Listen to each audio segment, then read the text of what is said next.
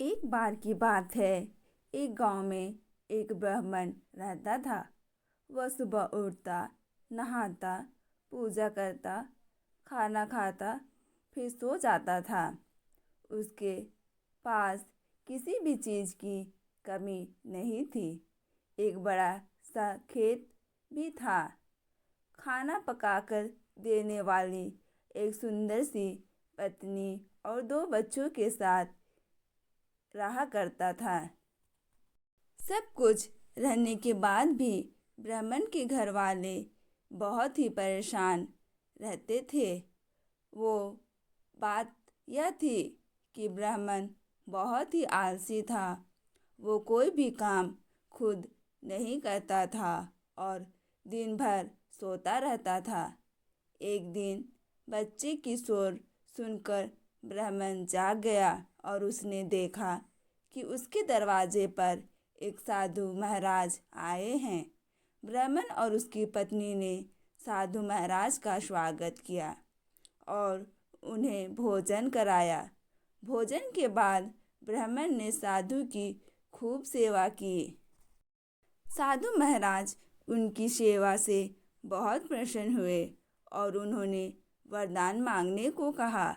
ब्राह्मण ने वरदान मांगा कि मुझे कोई भी काम ना करना पड़े और मेरी जगह कोई और मेरा काम कर दे।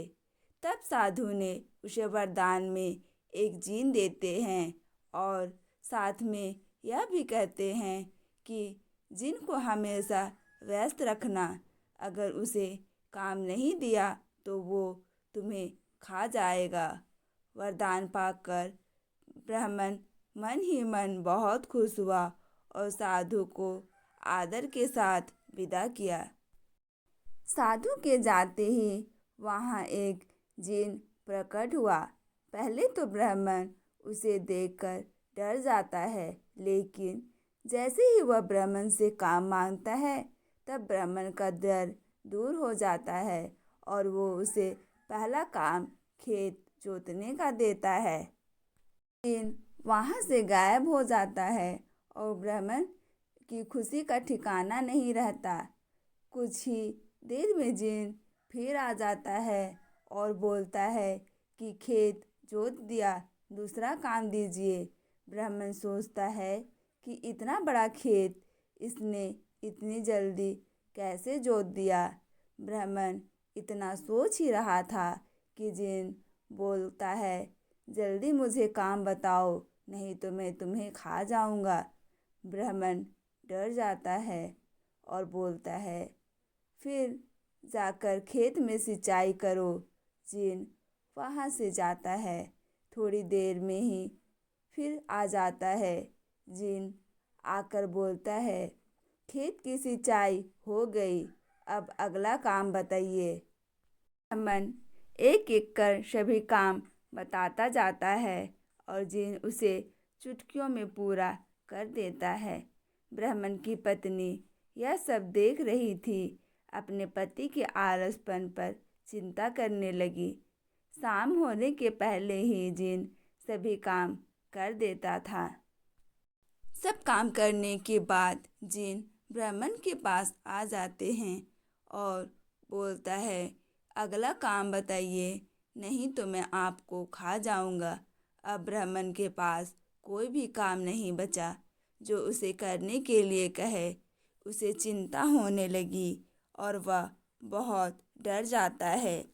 जब ब्राह्मण की पत्नी अपने पति को डरा हुआ देखती है तो अपने पति को इस संकट से निकालने के बारे में सोचने लगती है। वह ब्राह्मण से बोलती है कि स्वामी, अगर आप मुझे वचन देंगे कि आप कभी आलस नहीं करेंगे और अपना सभी काम स्वयं करेंगे तो मैं जिन को काम दे सकती हूँ। इस पर ब्राह्मण सोचता है कि पता नहीं यह क्या काम देगी। अपनी जान बचाने के लिए ब्राह्मण अपनी पत्नी को वचन दे देता है।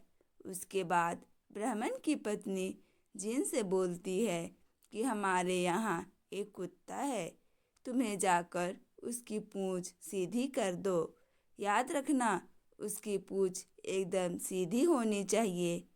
जिन बोलता है, अभी यह काम कर देता हूँ। यह बोलकर वह वहाँ से चला जाता है। लाख कोशिश करने के बाद भी वह कुत्ते की पूंछ सीधी नहीं कर पाता है और हार मान लेता है। हार कर जिन ब्राह्मण के यहाँ से चला जाता है। उस दिन के बाद से ब्राह्मण अपने आलस को छोड़कर सभी काम करने लगता है और उसका परिवार खुशी से रहने लगता है। हमें यह कहानी से यह सीख मिलती है कि कभी भी आलस नहीं करना चाहिए। आलस के कारण हम मुसीबत में फंस जाते हैं। इसलिए आलस छोड़कर अपना काम स्वयं करना चाहिए। इसी तरह की ढेर सारी कहानी सुनने के लिए हमारे चैनल को सब्सक्राइब करें ताकि हम आपके सामने और ढेर सारी कहानियाँ ला सकें।